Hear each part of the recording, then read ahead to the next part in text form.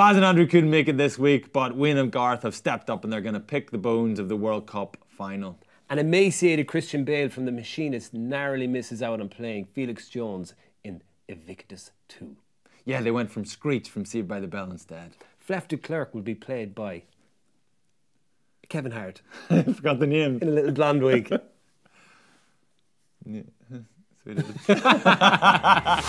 Joe presents Baz and Andrew's House of Rugby, together with Guinness. 1, 2, 3. Wayne's World, Wayne's World, party time, excellent. Wayne's World, Wayne's World, party time, excellent. I love this. The rest of it. Happy Halloween, everyone! Welcome to Wayne and Garth's House of Rugby here on Joe, together with Guinness. I feel this is makeshift. This is last second, feather duster and flag. Yeah, no wigs. The rest of it's perfect though, huh? Yeah, we went, like that is the proper Garth Algar t-shirt.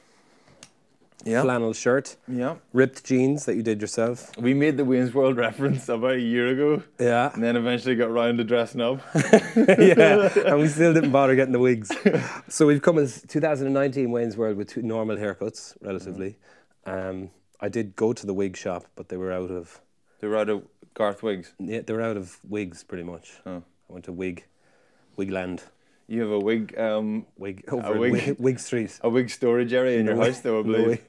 A wig story? A wig story, A wig Jerry. store, Jerry. So there's no wigs there, and then I went to the wig shop.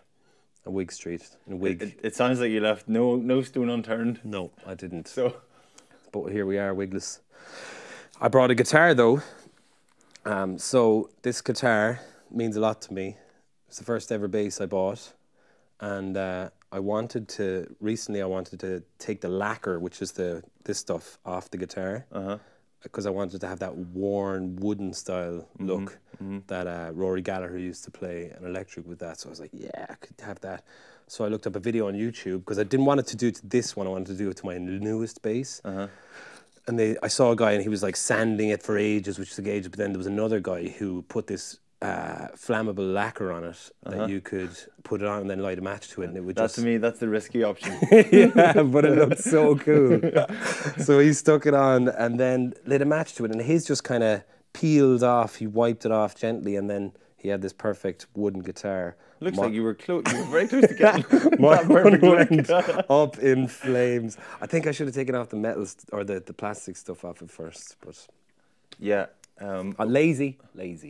Yeah, but you've got a good story to tell from it now. Thanks.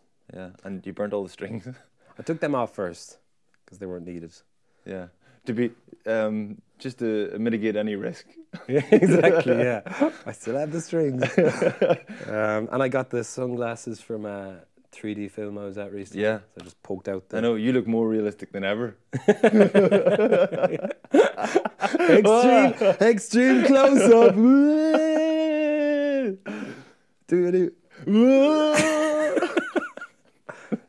Camera crew, I hope you're on that. Happy Halloween, everybody. Belated. It's late, but it's the only time we could do it. It's Christmas season now. Ah, yeah. Kids are watching The Grinch. Are they? Yeah. Your kids into that? Molly loves it. Oh, Jesus. Yeah. What was she into now at Halloween? Like Hocus Pocus and that kind of crack? They went as they got face painted yesterday at a birthday party. They were, what were they, foxes? Scary foxes. It was a last minute thing. I think the face painter didn't have much of a portfolio of options. So just give foxes, I think it was. I think Jack asked for a dinosaur. He goes, sorry, mate. You're a fox. You're a fox, mate. You're a male fox. Yeah, I like that we've gone half-arsed. The people who go like full on. Too much. It's like, give me a guy with a fucking pair of glasses any day, like, yeah, and a hat. A mate of mine once went to a Halloween party in UL in a nightclub when we were about 18, and he just put on a pair of sunglasses and said he was Bono. And they were like, nah, you're not coming in, man. You've got to make a bigger effort. So he went home, put on a hat, and came back with the glasses and sunglasses. It was Bono. And they were like, go on. So they let him in. One time I went trick-or-treating with a friend of mine, and he pulled his t-shirt up over his head, and then I stood behind him and put my head underneath his arm. We didn't get much joy. We were sent home. I remember my last time I dressed up properly was about 14, 15, and I was going as a Ghostbuster, and I rang my mother in work, and I was like, "Do you know that old Hoover that we have in the shed?" And she was like, "Yeah." I said, "Can I use that?" What do you mean? She was like, "Do you know I would need the pipe off it?" And she was like, "Yeah." And then I just hung up. And She definitely should have said, "What do you need it for?" So she assumed immediately that I was smoking pot out of it. So she came home early from work and like stormed out through, "Where is he?" And my brother was like, "He's in the shed." She like stormed out, and I was just standing there in my Ghostbusters out overalls with a little smoking weed. Using it as a cover. She's like, "I thought you were on the pot." I was like, "No, I wish I was." All right, so that it's all over. World Cup is gone. Yeah. I thought you were going to tell us about the last couple of weeks. Tell us about the tour. Oh yeah. So weed is legal in Canada now. So everywhere we went, people were just like giving us bags of weed, like as if they were scones. Like an Irish man who would give you a scone, like, "Here, and do you have any weed?" And we're like, "No," but it's so legal there now. They're just like, take it." They all grow it themselves. Really? Yeah. So So since when was it illegal in Canada? a couple of years, I reckon. Really? Yeah.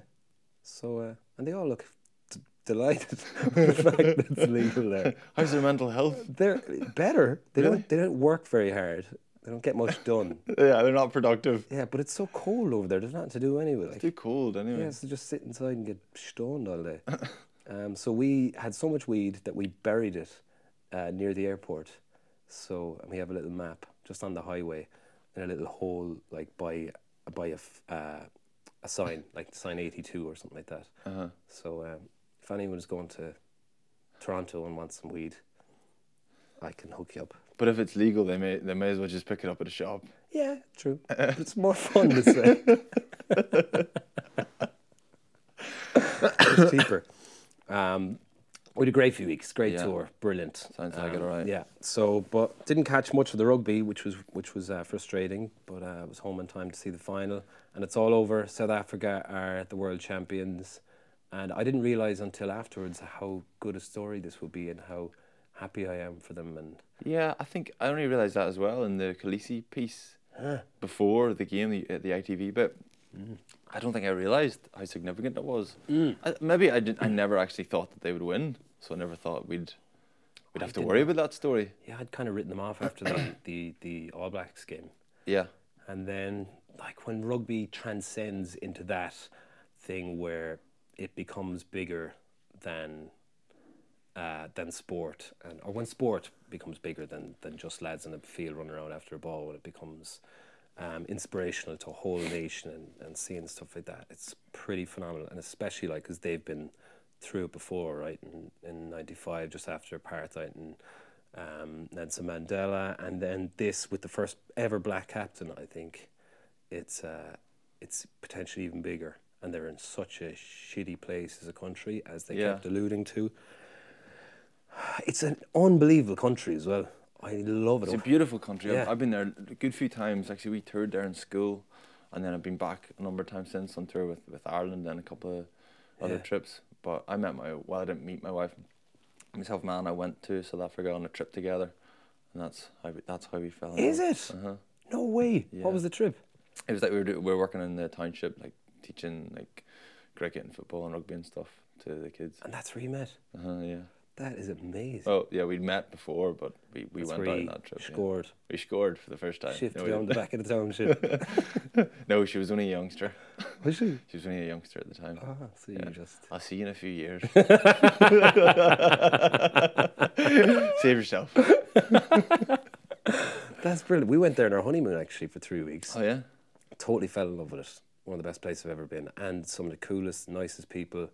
A lot of friends down there, so I hung out with a lot of people, and Orla has a lot of friends down there. So still unbelievably dangerous country though, isn't it? And still very divided. I don't know. We're talking about I don't know enough about it. The politics of South Africa, but the big moment with Nelson Mandela and Francois Pienaar in '95. We're talking about how significant that was, but when you there's still massive problems. So people are saying that this moment is even more significant. I hope it is, because I hope in whatever years that they're looking back and they've solved a lot of those problems, or they've made more progress. But you know what I mean? Like if you go into a township, there's still no white people living in townships. Yeah. Do you know what I mean? Yeah. I know that's really a very naive thing to say, as a naive Irish white fella. You know what I mean? With no idea what's going on, but still, whenever you visit the country, there's so much potential in the country. As we were saying, it's such a beautiful country that it's such a shame that there's so many issues. And they're not shying away from it, obviously, from what Rassi was saying, and Khaleesi is saying. They're straight up saying, we're, you know, Rassi talking about, you know, my biggest worries are being murdered or whatever, not winning a game of rugby. So, do you think when a team has has something like that to play for, that trumps everything else, that's what elevates them to the next level, that they have something else to push them as opposed to just what the other teams, what Ireland, for example, would have, you know, pushing them? Potentially. There's just so much to it. I don't know. I think it's an amazing story, and the thought of blacks and whites coming together and creating a bit of history is an amazing story. I suppose, you know, are they thinking maybe, you know, they could make another movie and they might get famous that way? Is that what? Invictus 2 lost in New York. Invictus harder. Invictus with a vengeance. Sorry, that's the 2023 World Cup. I want to see who Matt Damon, keep him out of this next one. Yeah. Who's going to play Khaleesi for you? Idris Elba. Yeah. He's on my list. Is he? Yeah. Straight in. Yeah. And then The Rock. The Rock. Then Mike Tyson. Who's The Rock? Dwayne The Rock Johnson. No, who's he playing? Oh, he's playing Khaleesi. Oh, sorry. No, it's got to be Idris Elba straight in. Who's playing Felix? That's who I want to know. Yeah. Felix. I watched Pearl Harbor last night, and unbelievable film, by the way. I'm sure I haven't seen it in years. Historically very inaccurate. But Josh Hartnett is in it. Too sexy for Felix. I'm sorry. Orla was like, he's the head of Felix. I was like, he is the head of Felix. They're identical. But I want to slag Felix. He's not compliment him. He's way too sexy for this. Felix has got to be a skinny nerd. Yeah. Screech. Although he kind of got cool because he's in a porn. Like your man from Honey, I Shrunk the Kids. Do you remember Rick Moranis? Is that the dad? Yeah. Yeah. That's Felix. Yeah. Just like... I thought Michael Cera is quite nerdy. Michael Cera. Perfect. Yeah. He's young enough. Yeah. Who else did I have? Who was it? Oh, you've researched this? Yeah. Oh, Will from The In-Betweeners. He's the nerd. I don't know which... Okay, yeah. Or Marv from Home Alone. He's going to be too old, obviously. He's way too old. Yeah. No, I like Michael Cera. Yeah. Him in there. But again, it's a different... it's different now. 2019, it's cool to be nerdy. And we don't want to give Felix too many compliments. Rassi Erasmus, Vince Vaughn. Nice, yes. But he just has to act like Vince Vaughn. He can't be like, in old school, he can't be like pretending to be Rassi Erasmus. Yeah. He's just kind of going around trying to be like... He has to go streaking around Tokyo. No, that's Will Ferrell. Oh yeah, sorry, that was Will Ferrell. Will Ferrell could be Jacques Nehemiah. Whatever his name is. And he has to act like Frank the Tank as well. Yeah. So Jack Nehemiah is just going around with the hockey stick in the dressing room, like, keep your composure. And Vince Vaughn is just trying to get laid or something like that. Yeah. That's great. But we'll run some of these suggestions past Fla when he comes out. Yeah, I think Fla's here. I can hear him. I can feel his presence. Will we get him out? Yeah. Noah van der Hoff himself. Noah van der Hoff. Do you know who that is? No. OC S&C? No. He's the guy that buys Wayne's World and makes them a cable television show. Oh, nice. Very good. So without further ado, Mr. Noah van der Hoff. Wayne's World. All right, welcome to the show, Jerry Flannery. Look at the three of us back together. Huh? Two nerds. Two nerds and a jock. Are you on your way to steal some kid's lunch money? Or the gym? Is it A or B? Which one? Both.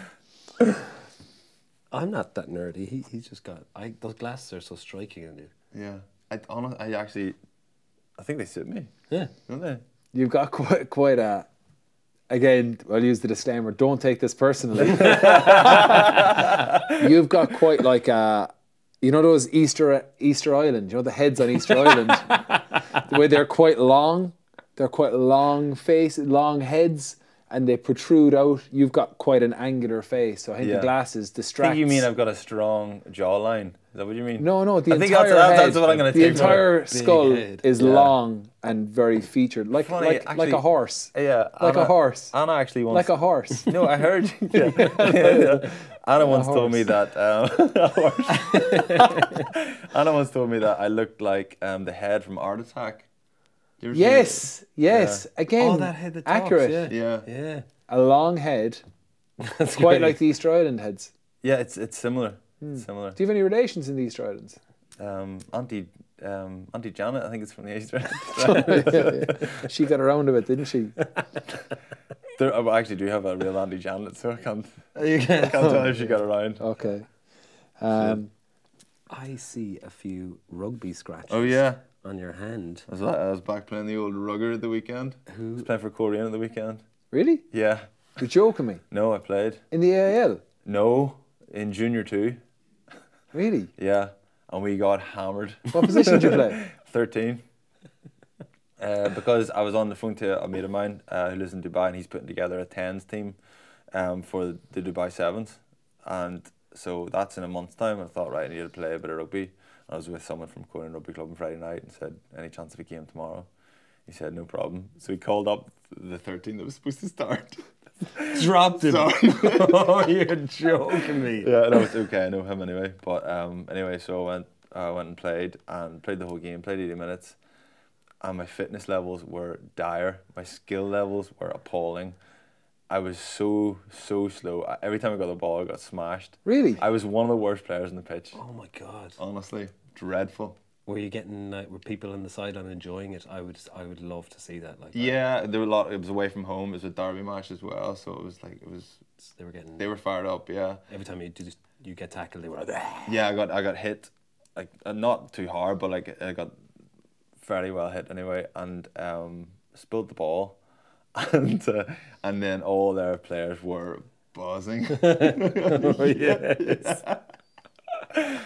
Yeah, and I just I tried to be the bigger man and walk off like a That would be a nightmare. I would hate that, man. No, I genuinely enjoyed the experience. It was fun. It was fun, but I was so unfit. I needed to do some running. If I'm gonna play again, I need to run. Like I haven't hardly done anything in the last 6 months. You're gonna train with them. Yeah, I'll try to if I can. Because taking contact is a huge zapper of energy as well. Like you Yeah. don't run all day, but you. No, you're right. Yeah, fucking- some circuits or something would be useful, maybe. Yeah. Yeah, Well, fair play to you. yeah. I get felt riding. like I've been in a car crash since Sunday morning. Do you feel? Fucked, Yeah. yeah. I miss having these little scratches though. I haven't had them in a long time. Oh, once you get them, you'll not miss them. Will you be marked by a cat?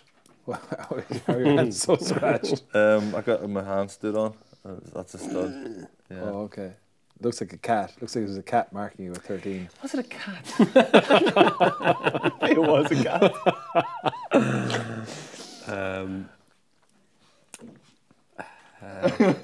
The World Cup. Okay. What was your take on South Africa? Was it the fact that they had something more to play for, like we were talking earlier on, or were they a better team? I think the criticism of them is that they're so one-dimensional, that they're so kick focused and set piece focused that if that doesn't function for them, they'll be in trouble. And England have a more rounded game, but South Africa just stayed true to what they'd done all tournament. I think the difference is that Pollard and Leroux really stepped up. They had big games. That was Leroux's best game in ages, wasn't it? Yeah. Absolutely. And Pollard's Ever. making line breaks and.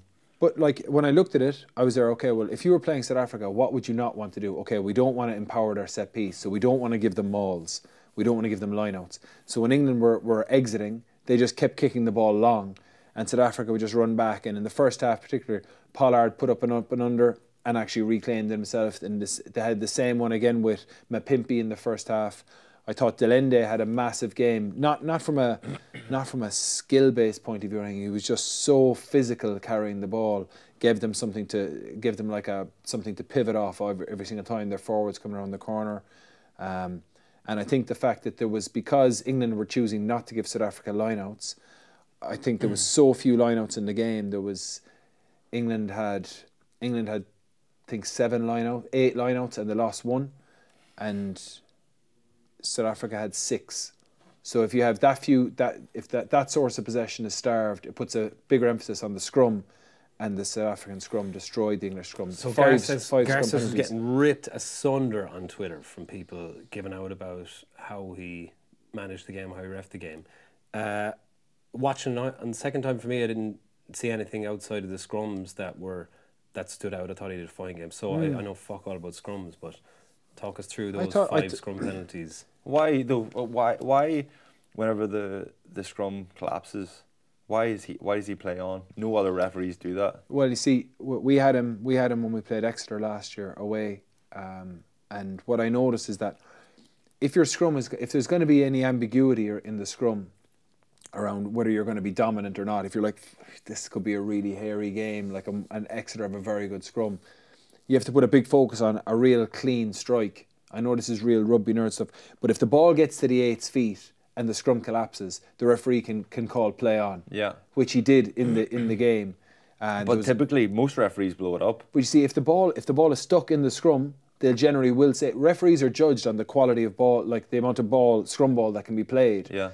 So if the ball's there at the 8's feet and then the scrum collapses, he can just say play on, and then that counts as a stat for him. But I think it should be played on because most refs, whenever they blow that up, the ball's sitting there. That was an opportunity for not only for an attack to play, but an attack to play slightly more interesting rugby, because they're going to throw caution to the wind because they've got the advantage. It's a free play. Sorry. I'm saying that, like, if he doesn't make a decision at scrum, if he's not going to penalise either side, and if the scrum collapses, if the ball's at the 8's feet, he's got licence to just say play on. I know, but most refs don't do that. But I think it's right. I think Garces is right to do that because you get to see more rugby played. Because my argument was, I was in a World Rugby conference with this one time, and they were talking about dangerous play and collapsing of scrums, collapsing of mauls, and I made the point that whenever a maul's going forward and it's dragged down, then they never blow it up. They play a penalty advantage. But whenever a scrum's at the 8's feet and it's brought down, there's a safety element. They always blow it up. But why is a scrum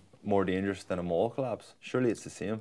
It's not exactly, because you're going to have the players are bound they're going to be bound like heads in between in the slots around their shoulders, so their necks are vulnerable there. So the referee has a duty of care around the player safety there, whereas it's not going to be the same. Players aren't going to have their heads in such vulnerable positions generally in a maul. But like most referees, if we'll say to referees before game, we used to say to referees before game, say, listen, if we feel we're going to be dominant at scrum time, so if you feel there's an advantage coming to us, please let us play from it. And he goes, as long as the ball is at the 8's feet and the scrum is still up. Yeah, okay, yeah. Were all 5 of them penalties? Yeah, I think so. I mean, they were being dicked. Yeah, there was the 3 in the first half. I think Dan Cole, I thought the Beast had a massive game in Tawira. All the South African forwards played really well, but I thought that was his best game in the tournament by a long, long way. And it was like, because the lineout because it was reduced, the amount of lineouts were reduced, it put a bigger emphasis on the scrums, which then in turn that became a huge advantage to South Africa. Then I thought Dan Cole got in trouble on a couple of them. Like, Dan Cole had a really good tournament. I thought he was in trouble on, I think in Tawira he got overextended on a couple, and he'd nowhere to go. Like, if your legs are completely straight and the opposition start going forward, you don't have an ability to counter that. Whereas if you're in that like kind of strong position where you've got your knees bent, you can actually try and counter even if you're going back a little bit. It was easy for, so you're saying that the strengths of South Africa were kicking game and then set piece. So there's more variables with a line out, obviously, but there's less of those, so there's more emphasis on the scrum.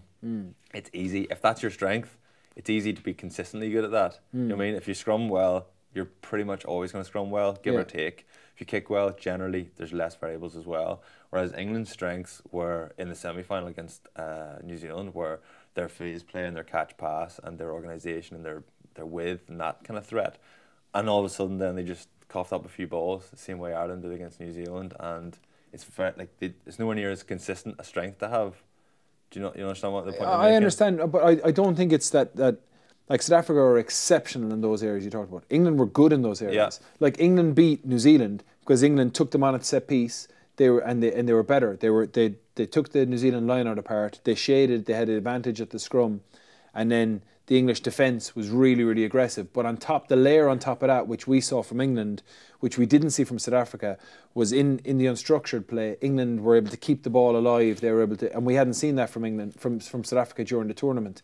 That's why I would have thought I wanted South Africa to win, but I thought it's going to be to have the likes of Pollard and Leroux, who I thought didn't have particularly good tournaments, to have them go from a 3 out of 10 performance to have to go to a 8.5 out of 10 was a big jump when they hadn't shown it across the previous games, but I thought they made that. Were England naive, you think, because they played... Say it properly. Sorry. Because they played so well with ball in hand in the semi-final, then they started playing too much rugby in their own half? They played a bit... Man, think of it. We know that England are skillful. We know they're skillful, and they had so many handling errors in that game compared to before. A lot of that is down to the English, or down to the South African line speed, how aggressive the South Africans were and putting their skill set under pressure. So even when England didn't have the ball go to ground, if you watch the quality of their passing, there was guys checking, like catching the ball up here, catching it out here, because it was just non-stop. It was relentless, the South African line speed in defence, and they were so aggressive. And we were chatting in the car on the way up, myself and Baz, and just saying at that period just before half time when England were peppering the line, if you watch the intensity and the physicality that the South Africans entered into the contact, entered into the collisions, it was insane, man. It was incredible. Like to think that to try and maintain that across the 80 minutes, and I think it was the fact that, like Baz, your point that if England had gotten a score there, it would have given them the hope. But it's like they were getting rattled because they were like, oh shit, this has never happened to us yet, you know? Well, here's my question. So we always hear this when a team is either down at half time in a World Cup semi-final or in a final, they rarely win the game. And we always hear in rugby, if you lose momentum, then it's very difficult to swing it back in the other direction. So with Sinclair getting injured, you immediately felt, fuck, this is a huge blow. And then South Africa got a couple of penalties, and after 10 minutes you almost felt that this is a foregone conclusion here, that South Africa are on top here. And as a coach, is there a way you can go out and prepare a team for that scenario when you could be, because like as you're saying, at that 30-minute point, England had the opportunity to score. They had like the ball for 17 phases, probably 5-6 minutes. And any other week, I felt they would have scored. And I know South African pressure was insane, but they were making the wrong decisions at the same time. And they looked rattled from early on. Is there anything you can do as a coach to say, okay, if this fucking happens, do you bring everyone in, do you rally them around early doors, or is that just... No, you generally, like Rassi used to do that with us all the time. We go to play Racing in Paris, and he would say, listen, these guys are absolutely enormous, and they have some absolute magicians playing for them as well. So he said, if we go out and we execute our game plan as perfectly as possible, there will come a period where they will just get the ball and boom, boom, boom, we'll be underneath the sticks and they'll be kicking a conversion. We're like, what the hell just happened? He said, because they have that ability to score from nowhere. So prepare yourself for that mentally now, so that it's not a shock, so that you're not looking at each other wide-eyed. So then when that team scores and you're under posted, yeah, we expected that they had the ability to do this. You know, we expected that they could just do this out of nowhere. Let's just stick with the game plan. This is all, rather than panicking on the field. It's what you're saying. Like when Sinclair not only did he drive a really, really effective scrum for England, but he was also, his ball playing in the semi-final was phenomenal. So losing him early was a big, big loss for them. I felt the fact that because England's tactics were not to put the ball off the field, then it meant that there was less lineouts, which then meant the scrum became more important. I know I'm repeating myself, but then the fact that South Africa were getting such momentum from the scrum, they were just like killing England, and I was like, oh shit! I said, this wasn't like New Zealand didn't do this to England, you know. So I was like, you know, you get in it, you start going, okay, how do you fix this? Now, I think the start of the second half, if there was one scrum penalty that was a little bit off, is the second half when South Africa brought on Kitchoff and Koch, and I think Vunipola was still on the field. That penalty, there was that could have gone either way, but on the back of making 3 clear decisions in the first half, Garcés went with South Africa again. I think England then brought Marler on, and I think Marler's first penalty, I think it was given against Marler. I think that was a little bit ropey. I was like, oh, I'm not really sure about that one. Okay. Like, sorry, the second scrum once Marler came on was dominant. Yeah, the second scrum when Marler came on, I thought that England's scrum looked like it was holding its own a bit, and then he still gave the decision. Sorry, that was the one that was contentious. The fifth scrum penalty for South Africa, and then England actually turned around and had a great scrum, and they turned it around themselves. So I think you just try and prepare for, like, you've got to prepare solutions. You've got to say, listen, this is more than likely going to happen in the game. Our solution for it is this.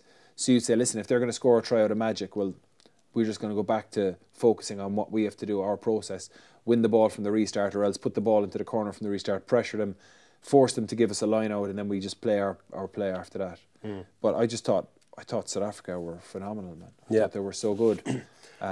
Rassie's decision to put 6 forwards on the bench, and potentially their fittest forwards as well. So I suppose England not getting that momentum, and then after 50 minutes having 6 enormous fellas coming off the bench, you're just like, Jesus. But they still played quite a bit of ball, South Africa. Like they broke England, got around them a good few times in the first half, I'd say 5 or 6 times, and then those 2 tries at the end, like, were absolutely Colby, man, that's ridiculous, isn't it? That's like Rassie used to always say to us, like, you got to have certain players who can just produce magic. You've got to have that guy who just out of nowhere just goes boom, boom, boom, step, and scores. Like there was no way that try was on, but he just what he did ghosted around Marler, and then he put the brakes on to stop Marler, and that created the disjointed, between Marler and Farrell. Separation between Marler and Farrell, and then just he was always going to beat Farrell.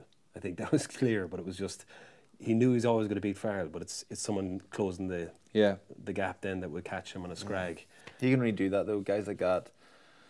They can only do that if their pack are dominant. If their pack beat the other pack up for 60 minutes, then they'll get opportunities like that to do what he did. No, I don't think that's fair, man. I think I don't think they would go to Colby early in the game whenever their pack aren't that dominant, when they haven't made that much of a dent, and expect him to create moments like that. He does that against tired bodies, guys who are struggling, guys who are maybe starting to go sideways. That fits a little bit with the slow poison idea, but I think that if I chose that's why I didn't dominate against Limavady at the weekend, because my pack, pack weren't dominant. Fucking Egypts. Yeah, so I feel like they let me down. Yeah.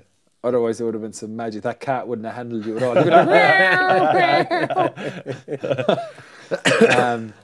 But I think you just get the ball to Cheslin Colby whenever you can, and if you're in the opposition, you try and limit the amount of ball you give to him, or if you give him the ball, you make sure he doesn't have any space. He's phenomenal. How good for you seeing Felix walking onto the podium at the end after what I suppose the 2E been through, what his journey from May when he announced it. You're here with us 2 clowns. Yeah. Oh, sliding doors. Yeah. But that must have been, I mean, it was for me, being one of his mates, but that, like, since you've worked so close to him for so long. Yeah, it was amazing, man. It was so class, because I was thinking of it like, it is like, the Munster job was amazing, and we had such an incredible journey on it.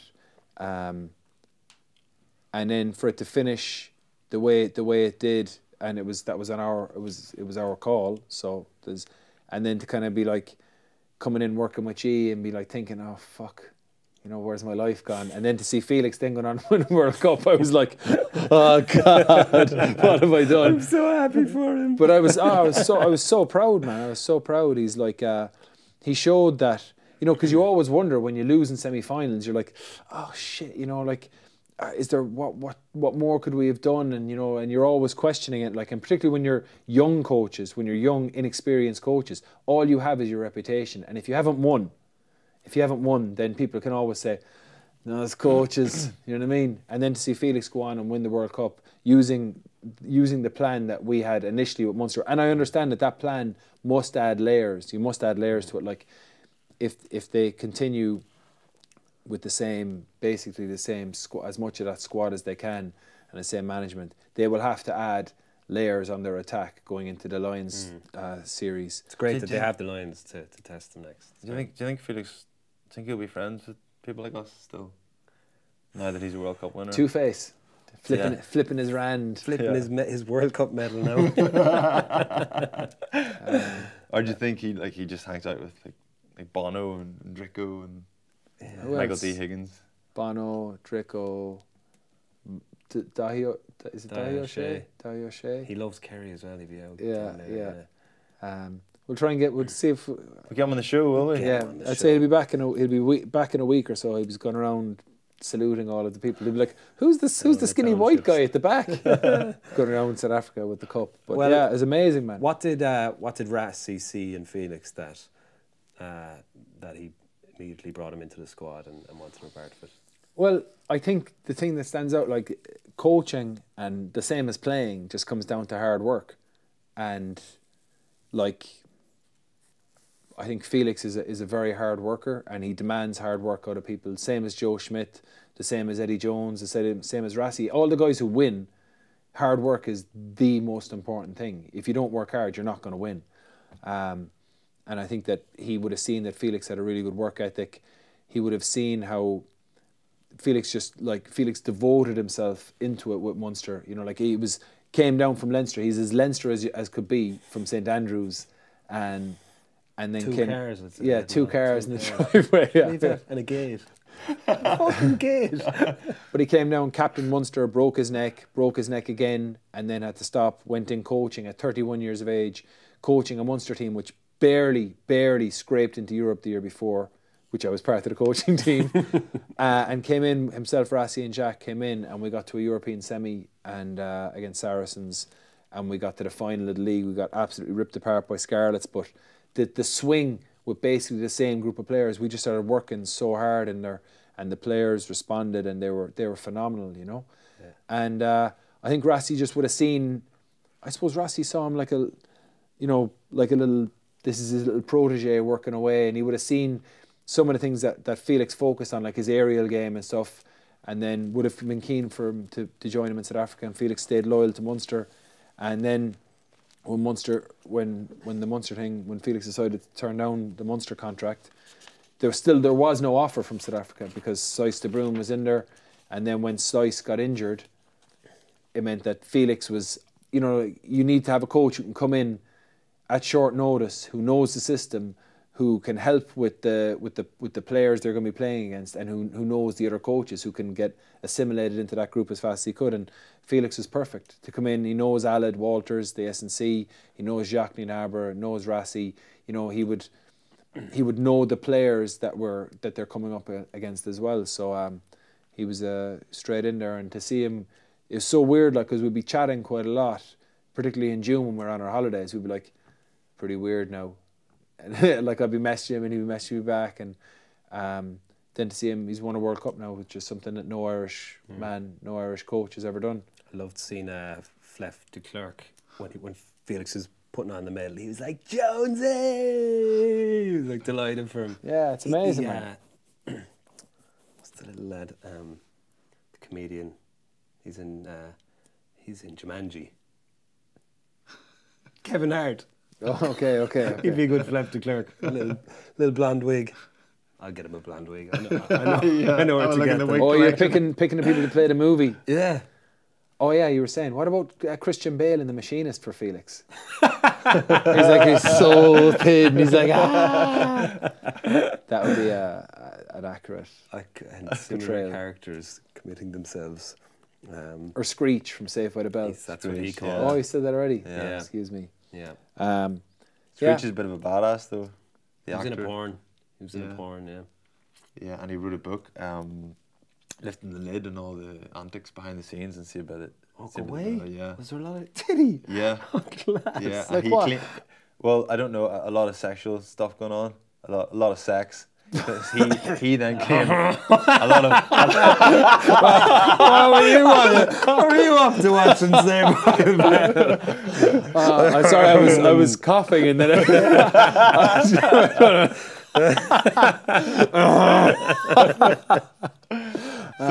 He came out and then said, I think it was part of the book that he wrote. He I'm going to mind this book, man, the minute we get off. He claimed he's slept with 2,000 girls. The book was slammed by his colleagues. Was it? Everybody else involved says he's a liar. That's great. And he got arrested for possession of a knife. You know a lot about this lad. I know, I knew we were talking You about know it. too much about it. Man. You knew we'd be talking about it. Yes, you googled it. He just had a knife. Yeah, and he was in a band called Salty the Pocket Knife. That's why he had a knife. He played bass. Class. Yeah, I think the knife. But did he incident light his happened. base on fire? No, he certainly didn't do as successful a job. So will Felix stay on after this?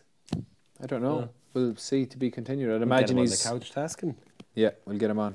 I'd imagine he won't be short of offers anyway. World Cup winning coach. Yeah, fair play to him. Phenomenal. Yeah. Wonder how Might many see if we cars he has can... now. He's got a helicopter now. Yeah.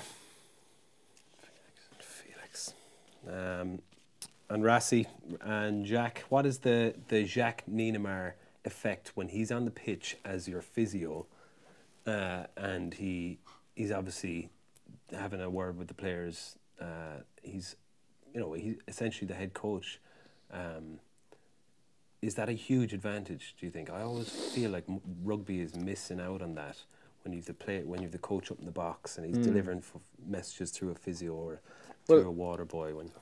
Whatever way you do it, and even if you can be as efficient as possible, it's always second-hand information.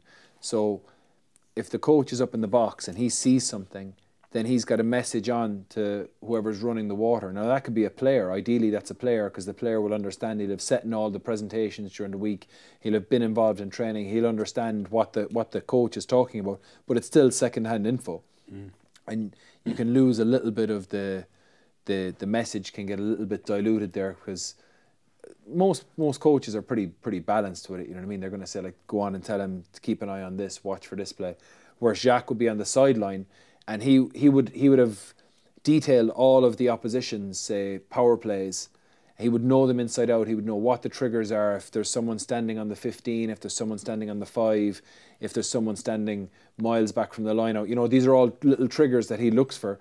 So then he'll see the line out and he'll start shouting. He'll start alerting the relevant players.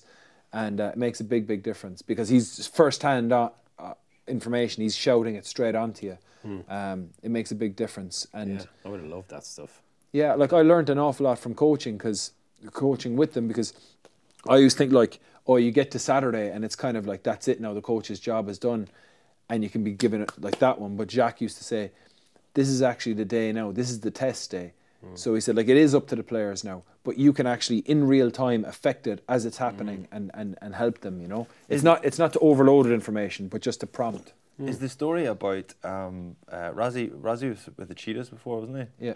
Is the story about him with the lights on the roof of the stand correct? Is that a true story? Yeah. Because Louis Ludick told me that. He was. I didn't tell you this one, Baz. He was, when Rassi was in the Cheetahs, coaching the Cheetahs. They used to have, like, they would have, like, the same as we had with Munster. You'd have maps. So you'd have, like, a map off a line out where you might go open side, and swing back down the blind side. You might say that's a red map.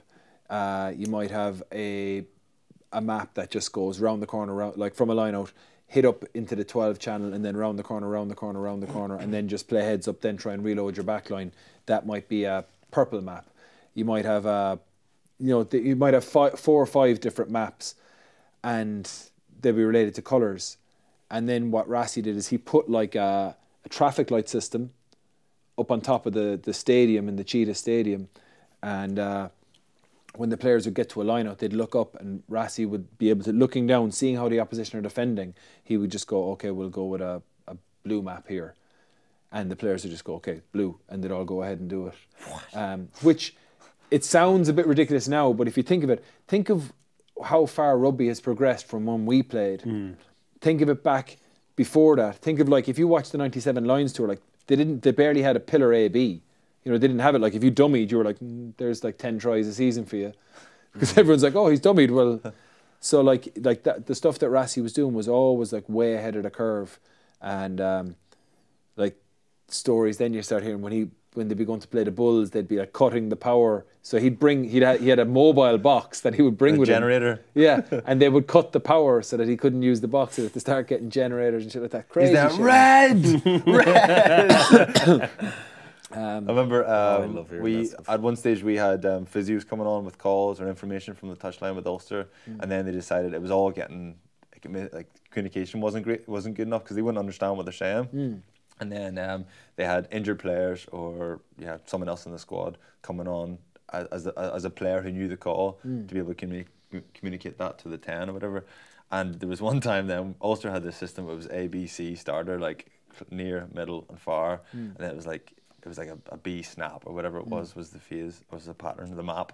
And Paddy Wallace was the guy to come on and communicate that, but he mustn't have been thinking, like he mustn't have been concentrating at all, because he came on and told Ian Humphreys, it might have been someone, whoever was at 10, it's a D snap. Humph was like, so you want the first phase to be in the off the pitch, Get the ball off the pitch and then play. Yeah, and then Paddy was like, sorry, I wasn't really listening.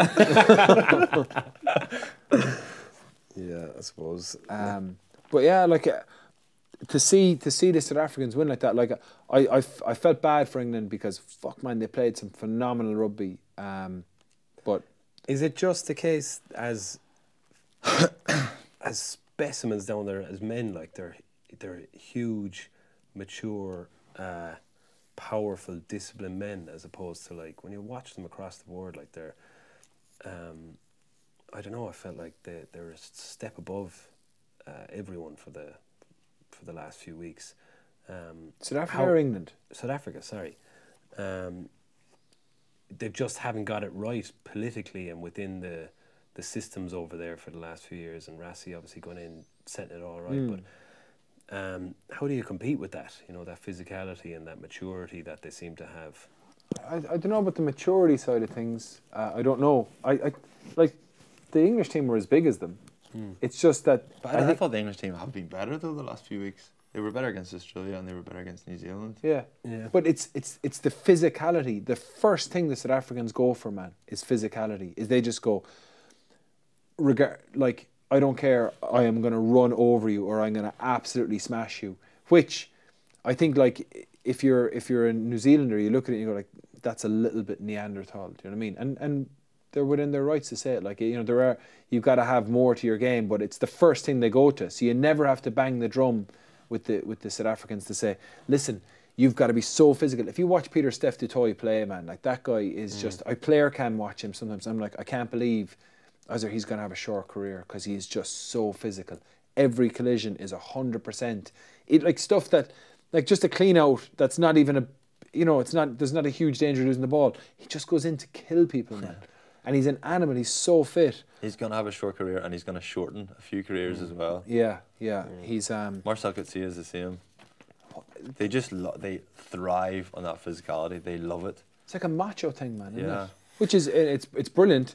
But like I think Rassie would have been if Ireland were going to play South Africa, Rassie would have had the South African players so G'd up to be like, listen, just They won't live. absolutely. Because I think the Irish players are very, very adaptable. You know what I mean? Like Irish players learn really well. They're very, very clever, and they take on detail fantastically well, and they're hard workers. But sometimes the thing you need to do is to actually bang the drum a little bit and say, like, listen, you need to be super physical today. You need to be super physical. I remember playing against South Africa a few years ago, and I remember Gert Small just saying, it was on about their lock's name, Backy's Boat. He said he's going to test you today. He's going to physically try and find out if you're afraid of him. You know, you need to match him. Like, so we were like, it was like 8 of us waiting for him. The minute he did something wrong, and we jumping on him and shit like that. But that's their go-to. And to be fair to them, they played to their strength all the way through the tournament. Yeah. I thought they would need more. In the end, in the final, they managed to pull it off. You said about how they moved the ball well in the end, and they needed Leroux and Pollard needed to step up for them. But yeah, amazing, man. Yeah, and to think, deserved sorry, winners. And the point is, as well, I was watching this. I was watching Dan Cole and I was watching Joe Marler before like doing a press conference, and they were like so relaxed. And I was thinking like, if they win the World Cup, man, I was thinking how their lives are going to be different, where they're going to be doing every single lunch and every meal and everything for the next 25 years, the same as the lads in 2003, you know, and they'd be like, they will literally dine out in that for the rest of their lives. That'll be the, like, because you look at the 2003 team, like they are wheeled out all the time, and, you know, they definitely get enough out of it. that's and then what they're playing for, whereas... Yeah, when South Africa, they're like, oh, what's Rassie and Sia Khaleesi going to say? And said, like, oh,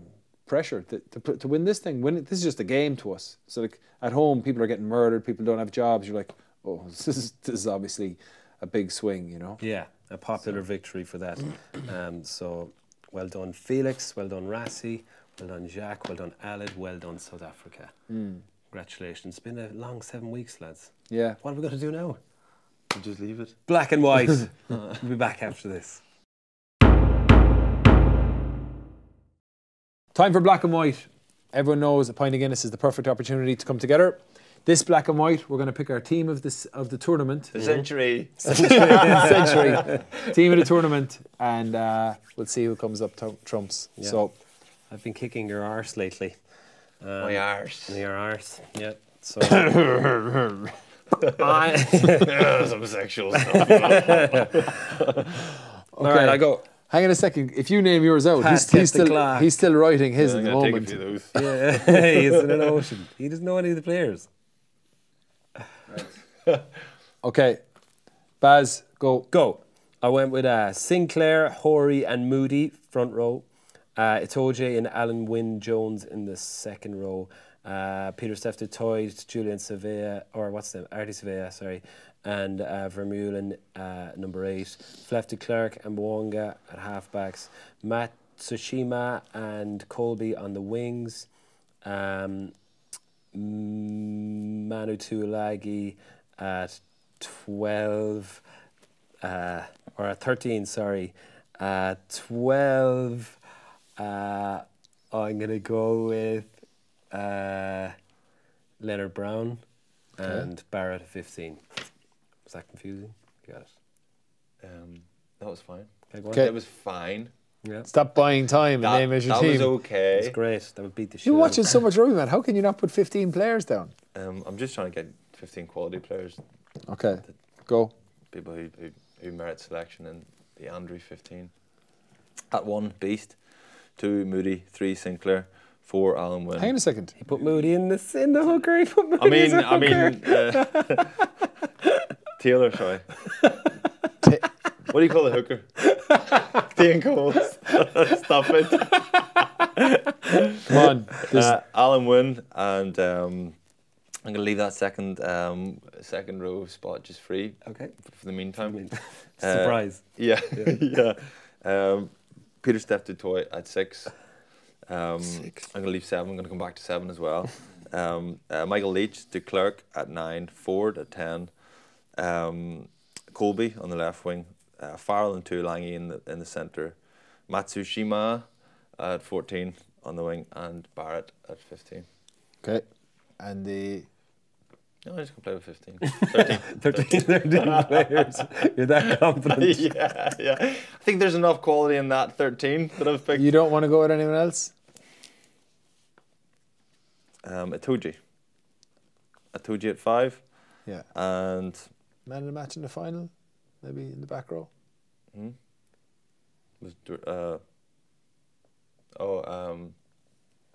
Khaleesi was man of the match, was it? Vermeulen. No, he wasn't 7 though. That's the spot I'm missing. I've got Michael Leach at 8. Oh, have you? Okay. Yeah. Okay. Excuse me. Yeah. And Moody at hooker. Oi. The one-on-one here. Just give it to me, for God's Give it to him. sake. Give it to him. On your inability to field the team. Baz. Do you have any extra players you don't need? Here, I have an interesting one. I went Moody at loosehead. The Beast gets an honourable mention. Horry, I think, was consistently quality at hooker. Sinclair had a phenomenal tournament. Itoje, phenomenal tournament. I went with Scott Barrett in the row. I thought he was phenomenal for New Zealand. and to the fact where he wasn't a starter, but he played so well that he played himself in for the semi-final. Yeah. Curry at 6 with Sevilla as honourable mention. I went Peter Steph Dutoy at 7, Vermeulen at 8, De Klerk at 9, Bigger at 10, Josh Adams. Josh Adams went really well. Yeah, He had a good and World I Cup. had honourable mention for Matsushima and Mapimpi, Tuolagi and Lafayette, honourable mention for Adrada, and then Colby and Bowden Barrett. Yeah, some interesting selections. Decent, yeah. You know, I don't think we need to pick a winner this week. Rugby is the real winner. Yeah. Chimpy, turn around there and give one of those Guinness pints to Baz. Yeah, will do. I'll do that off camera. Yes. Alrighty. That was great, Well done. lads. Congrats, Baz. That's thank you. That's the World Cup done, lads. We got there. I'm glad it's Well over. done all. Well done, Pat. Well done. Jesus, it's been a long. You're glad it's over? Yeah. Yeah. They were ruining the weekends. Wee bit. Yeah. Us doing the shows on Saturday nights down here. I'm glad Ireland got put out when they did.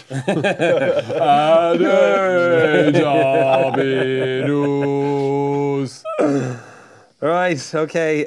Thank you everybody for listening and for on all your favourite apps, and for those of you watching on YouTube. How's it going? You get to see the lovely rig outs. You're welcome. Luckily. Please do leave us a review and a rating. It means a lot to us, doesn't it? Yeah, we've had a few Does. lovely reviews recently. Yeah. We'll read them out someday if they're nice enough. We promise to read the funniest ones, I suppose. This one actually is from Connor, who gave us 5 stars on iTunes. One of my favourite podcasts, rugby, movies, slagging and silliness all rolled into one. The Top Gear, the good one, not the current shite, of rugby podcasts. What more could you ask for? I'll take that.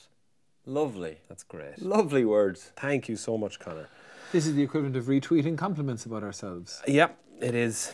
which is unbelievably douchey. Douchey. But we'll do